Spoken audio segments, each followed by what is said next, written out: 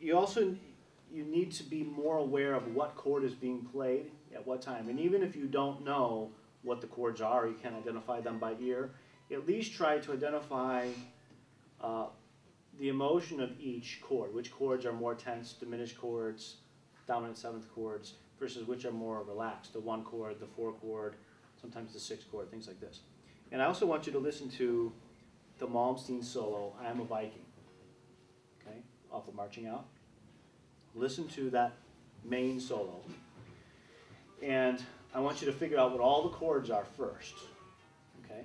So transcribe the tune, get all the chords, and understand how each one of those chords fits into the key.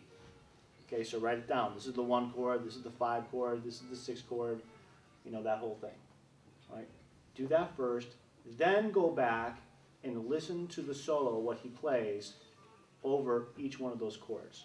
And you will find that every time that there's a diminished chord or the five chord, he always plays with more power, more articulation, more energy. There's way more fire all over those pitches, all of those chords. When he plays over the four chord, that same sense of fire isn't there. It's much more laid back. Even when he's playing fast, sometimes over the four chord, it's not the same level of energy and aggression. I mean, Yngwie is one of the most underrated players, I think, in the entire history of guitar, because the things that common guitar players give him credit for aren't the things that really make Yngwie great.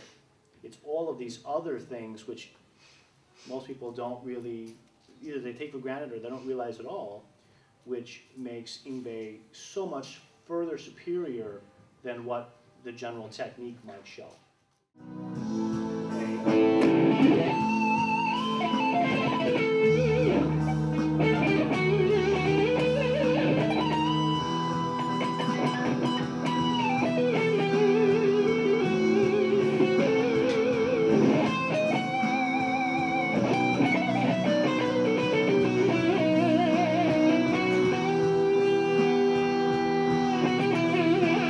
One chord.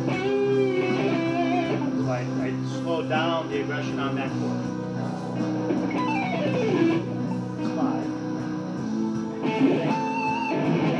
That's four.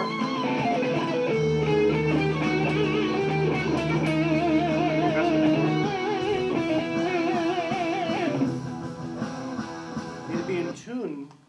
I mean, understanding the emotion of the chords and play more along that line.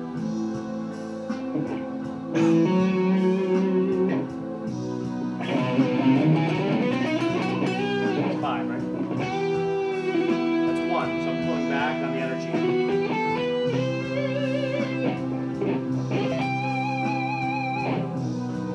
It's five.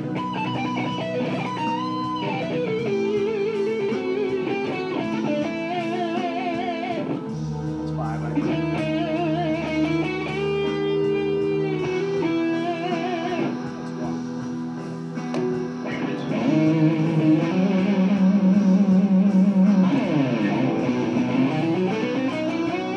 That's a good spot for the diminishing because it was over the five chord. Okay. So you want to be careful that you don't play those sort of diminished things over the one chord, because you're adding something that's very tense with a lot of tension over a chord that's generally more relaxed. Save it for the tense chords, the diminished chords, the five chords, the dominant chords. It'll make the note choices that you're using much more appropriate for that particular section of the song. Does that make sense?